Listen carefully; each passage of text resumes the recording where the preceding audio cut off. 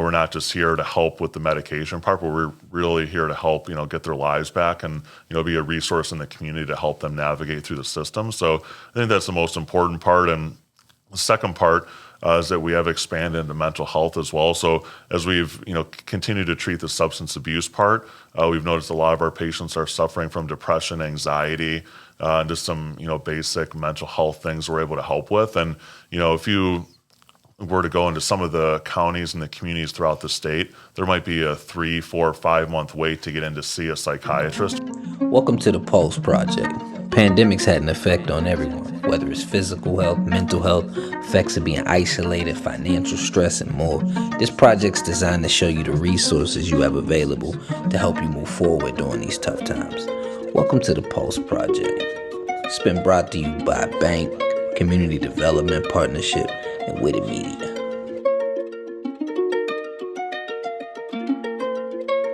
Who is Crossroads and what do you do? So Crossroads is an outpatient MAT provider, which we provide Suboxone, Sublocade, Subutex, and Vivitrol. We also offer mental health services as well for anxiety and depression. And then we also are a part of the Center of Excellence, so we do care management services as well.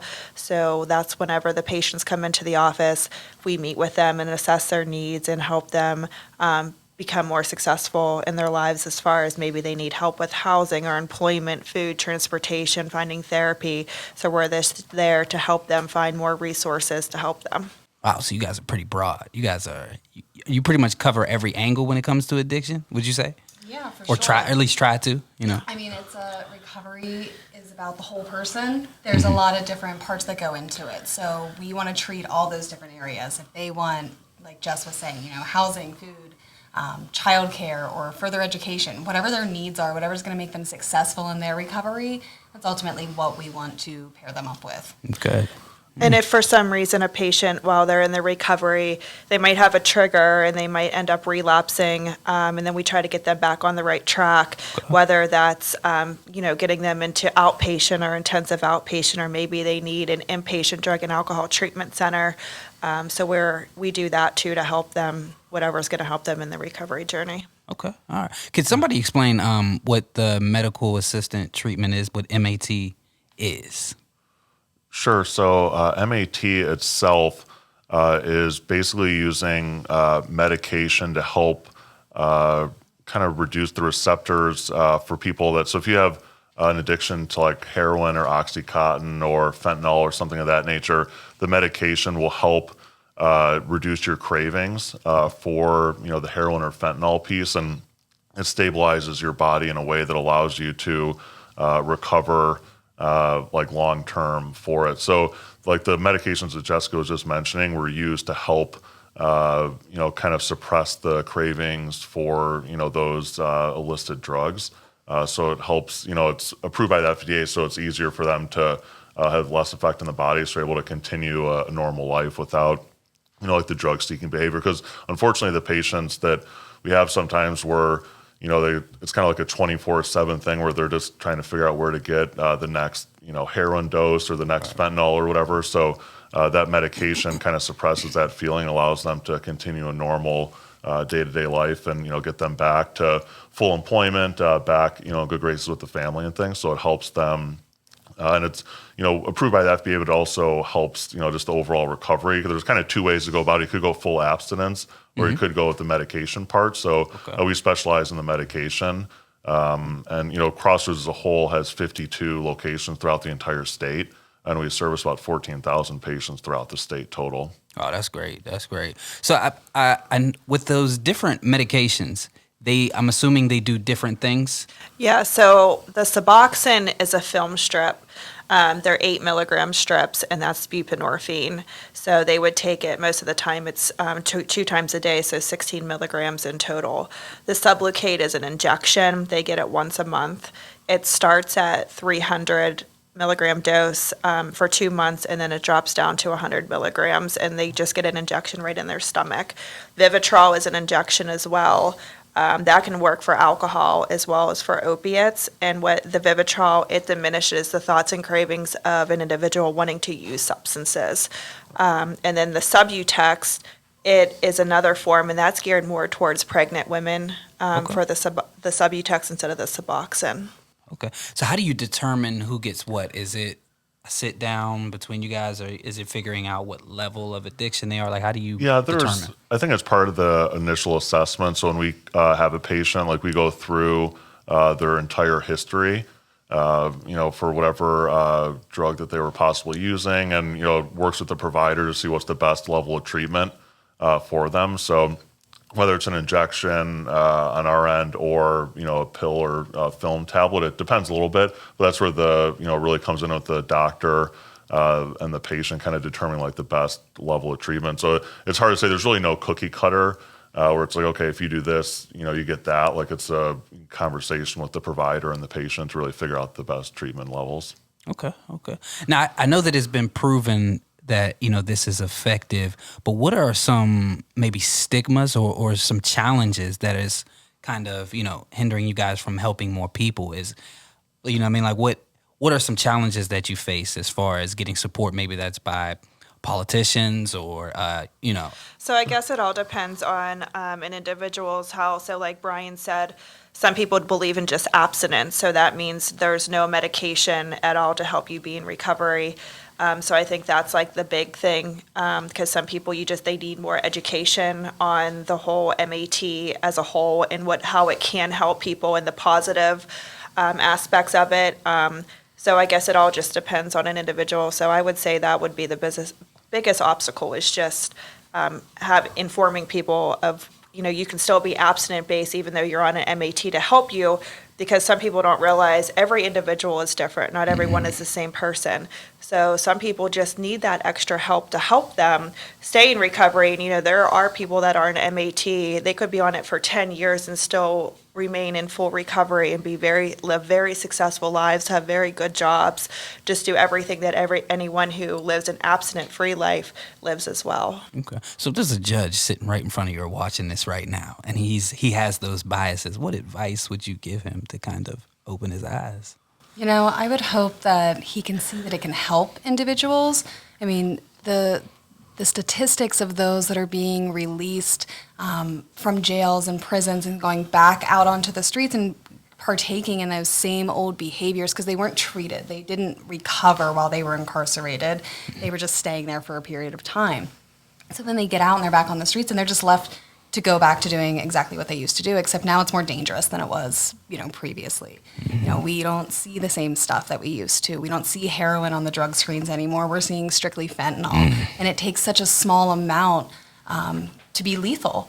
And if judges were able to, and many are coming around to this, there's still some that are, holding on to that stigma, maybe need a little bit more education, but if they could see and really understand that it's saving lives, who are we to determine when somebody's going to decide that they want to live a sober life? Who are we to decide when they want to get clean? So they may be using today, but if they're given that opportunity to get on some MAT and really see what's possible out there for them, the odds are in their favor to have a more successful life and recover and be out there and functioning in society and, living their lives to their fullest. Oh.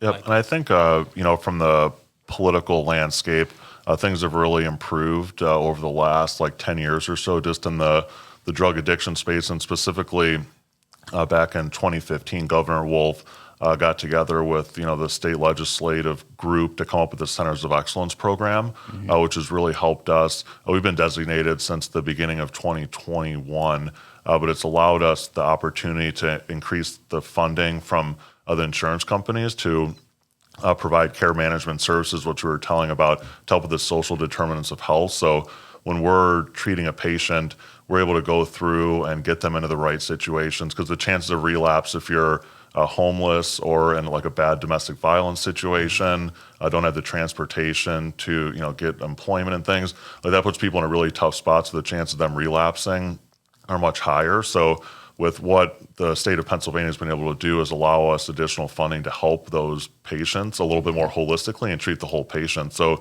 where maybe 10 years ago, it would be, you'd come in for a toxicology test, see the medical provider, and just treat the chemical imbalance part. But now we're treating the whole patient, and it's really helped us with improved outcomes to, treat the whole patient and help them with all of their other needs. So the treatment model has progressed quite substantially over the last, 5 or 10 years, but it's really helped us with the Centers of Excellence program to provide the services for people in the community. Good. That's good. Now, during COVID, there was a 30% increase in overdoses due to opioid. How were you guys kind of a resource? Like, what kind of an impact do you feel like this program had during that time?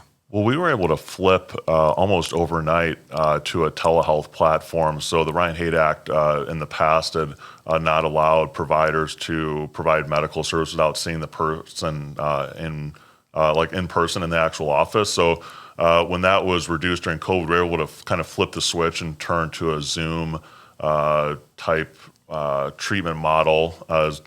We're worried about crowded waiting rooms or those interactions with patients. So obviously, with our patients who are being immunocompromised, we wanted to protect them as well from COVID because of the chances of them getting sick and ultimately getting worse through COVID was the challenge for us. So we were able to actually expand our services. And one of the downfalls of the lockdowns preventing COVID was that our patients were isolated from social contact that typically is great for their recovery, right? Like they're out seeing friends or seeing family, they're part of the community, they're going to work. It kind of creates this sense of normalcy, and the lockdowns kind of put them in a bad spot where they were isolated, alone, and didn't have that social interaction that is typically better for their overall recovery. So we're able to flip that quite substantially. And, through the care management that we've had through the COE, we were able to get out in the community and tell more people about our services. And it was certainly a tough time for our patients, like I said, but we were able to, kind of flip that to a telehealth platform to keep our services going. And I'm proud to say throughout all of COVID, a lot of other businesses were closed and, kind of locked down. Like we stayed 100% open the entire time and have never had to cancel a doctor's shift or anything like that. We were able to stay open for our patients the entire time, which was great. And it was a testament for not only the company, but also our staff to work through that. The fact that they were willing to come in and keep the business going for our patients was really outstanding for the team. That's great because a lot of people weren't able to pivot so easily. So that's great that you guys were able to. So for someone who's watching and trying to understand how do they pay for it? I heard you mention insurance, but what is the process for getting here? I mean, people can get here a variety of different ways. Our care managers being out in the communities, we work really closely with different inpatient facilities, even different jails and prisons in the area where patients are coming directly to us from those facilities. But then it's word of mouth. We do a lot of just holistic. Our patients talk to one another. We like to provide exceptional service. You don't have to be in recovery and you don't have to come here, but we want you to come here because we're going to treat you well. And, we see you as a whole person and we don't want to judge you. We want you to feel welcomed and just give you whatever tools you need to be successful. Yeah. So my second part to that question is how do they pay for it? Does it have to be a court order? How does that? No. Most of our patients come to us because of the work we're doing in the community, we like to be the first point of contact for them. So if a patient calls our main number, our intake number, we're actually able to see the patient that day through telehealth to allow them to start their prescription early. But in terms of the payment, we take all insurances, Medicaid, Medicare, commercial insurance as well. So there's a bunch of different options for them to typically pay, so to speak. So many of them, if it's covered through Medicaid or something, don't pay at all because of their insurance they have. And for a lot of patients that we do see don't have an established insurance, we'll work with them to figure out what the appropriate level is and get them set up with a state Medicaid program or Medicare or whatever it is. So typically, it's not everybody, but most everybody that we handle has some sort of insurance that is billed through, and then they're able to get the treatment and move on. So okay. What are some other things you guys have going on that you would like the public to know about?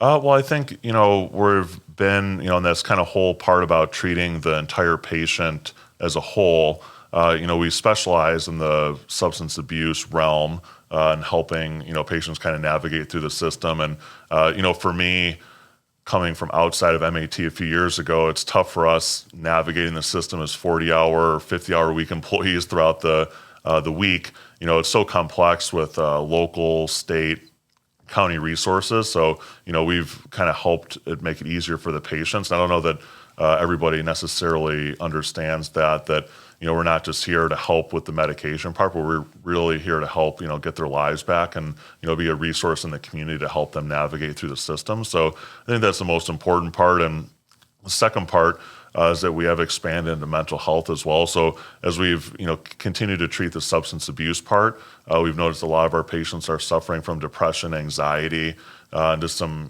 basic mental health things we're able to help with. And, if you were to go into some of the counties and the communities throughout the state, there might be a 3, 4, 5 month wait to get in to see a psychiatrist to really, get, diagnosed with whatever mental health you might be dealing with. So we've expanded out a telehealth platform that allows our patients to be seen relatively quickly.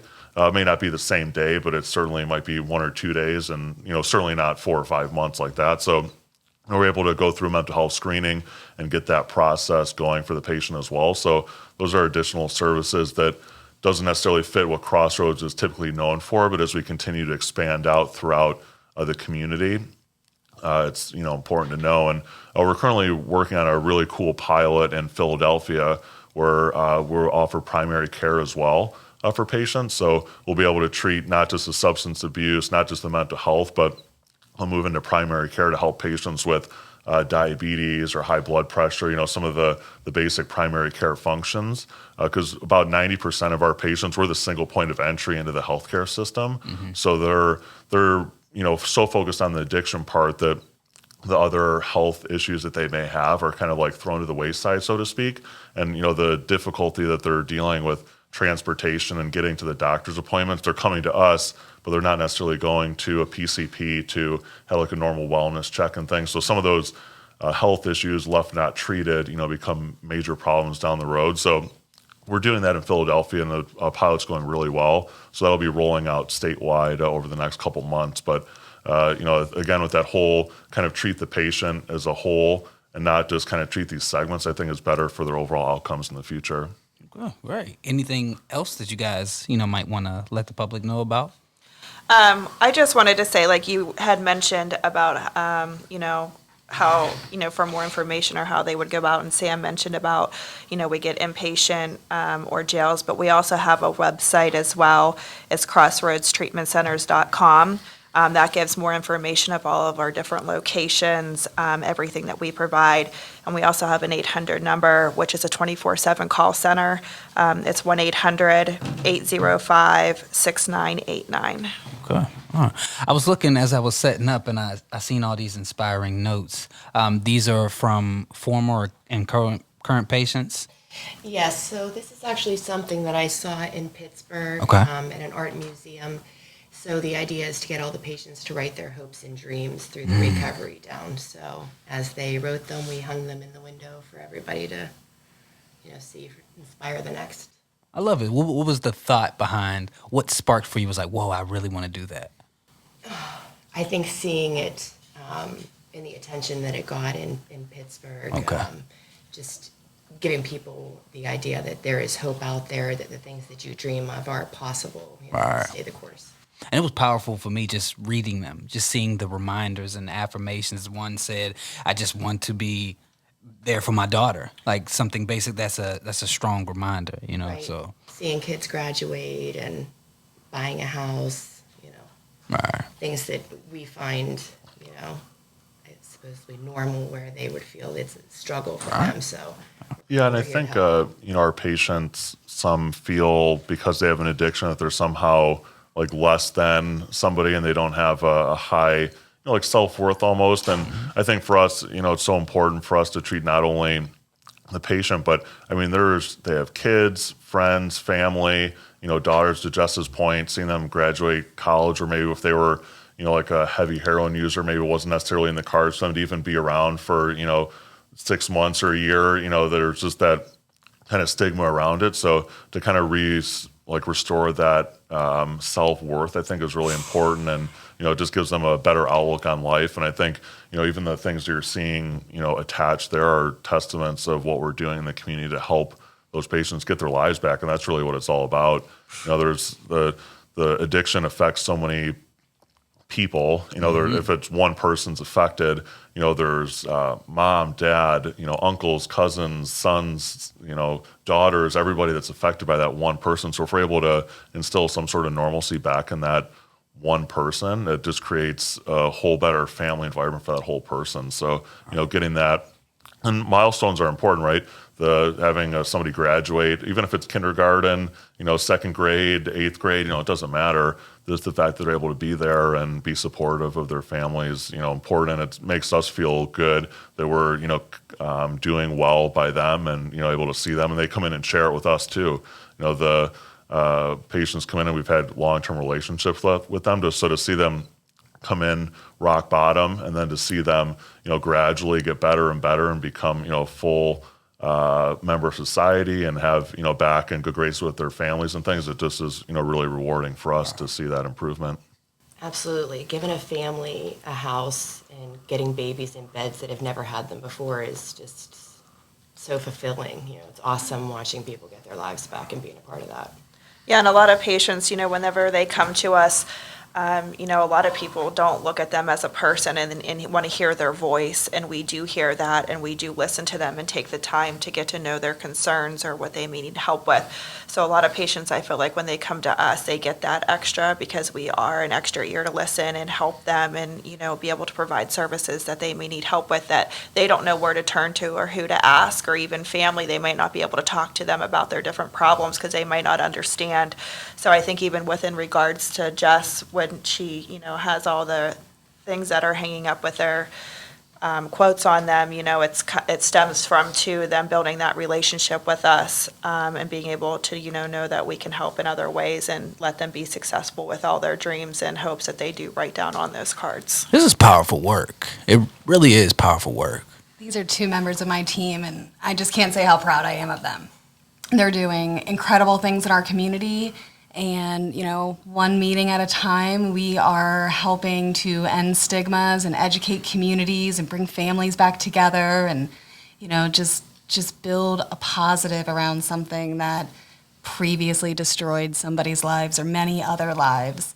And, you don't realize what you don't know. And these women and men that are working here with Crossroads are changing lives every single day and just doing incredible work. And we're all about inspiring each other here at Crossroads, whether it's our teammates or our patients, and that's exactly what these 2 women that I'm sitting here beside are doing every single day. Man, my hat's off to you guys, man, because I feel like with stigma, it's one thing for others to look at you, but like you were saying, that having that stigma of yourself, because if you don't believe in yourself, if you can't see the journey for yourself, it's not going nowhere. And you guys, I was looking on the website, seeing you have the counseling. I'm assuming that's what a lot of this listening. Can we talk about those counseling steps?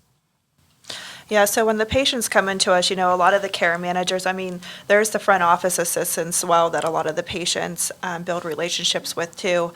But as far as the care management goes, we're there for them and, they can sit down and talk to us. They can even call us at any time of the day if they need help with anything or they have questions or maybe they're going through a rough patch or a hard time and they just need someone to talk to. So we are there to provide that extra support for them and just being able to listen to them and give them advice in other ways. I've had multiple patients thank me all the time just for being there and saying how much you help them. And it's just nice knowing that you can do that for somebody.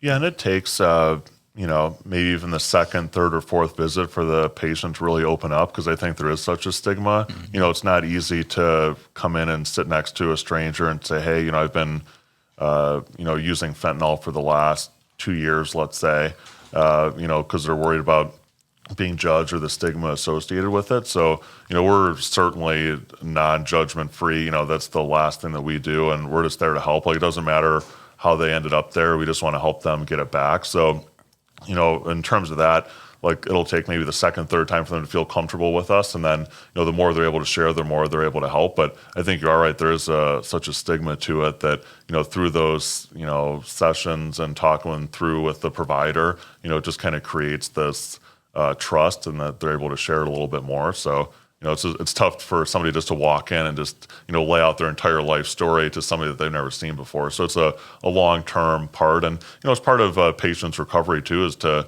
say, okay, this is what happened in the past, this is what I need to do better in the future. And, you can just kind of move on and, focus on the future and getting your life back. Okay, great.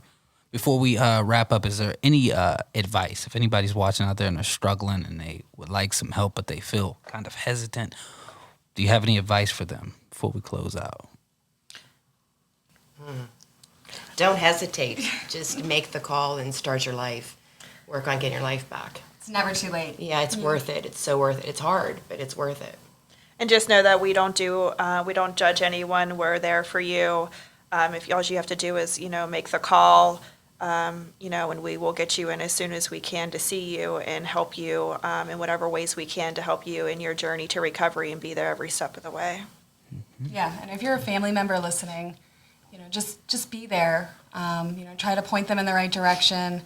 Feel free to check out our website, like Jess had said, crossroadstreatmentcenters.com, just to see the different services that we're able to offer and how we could possibly help the loved one of yours that's struggling. Just be there, try to guide them and point them in the right direction. And we're here, and so many others out in the community that just want to help. So whatever the needs are, there's somebody out there that is able to help for sure. Okay. And thank you for allowing us the chance to, talk about our organization and what we're doing. And I certainly appreciate the stuff that you've done. Jess sent me, some of the different podcasts you've done in the past about different organizations that are helping. So I appreciate what you're doing for Beaver County. I live here, like I was mentioning. I live in Ohioville, so Beaver County is near and dear to my heart, and then also, with my wife as well, being from here. So, appreciate talking with different organizations to figure out how we can help people of Beaver County. So, yeah, no problem. Just want to spread the word, kind of help and inspire people to push. You guys' social media presence is great, by the way. I don't know who's running the social media, but I was able to do most of my research there. So thank you for that, whoever that is. But yeah, appreciate you guys for being here. You want to say your names one time? Brian Nash. Okay. Jessica Borowski. Jessica Rogan. And Samantha D. Joseph. Okay. Oh, perfect. On time. Well, all right. Wow. That's never That's happened perfect. before. Wow. That was perfect. Well, thank y'all. No, thank you. That was great. Thanks so much.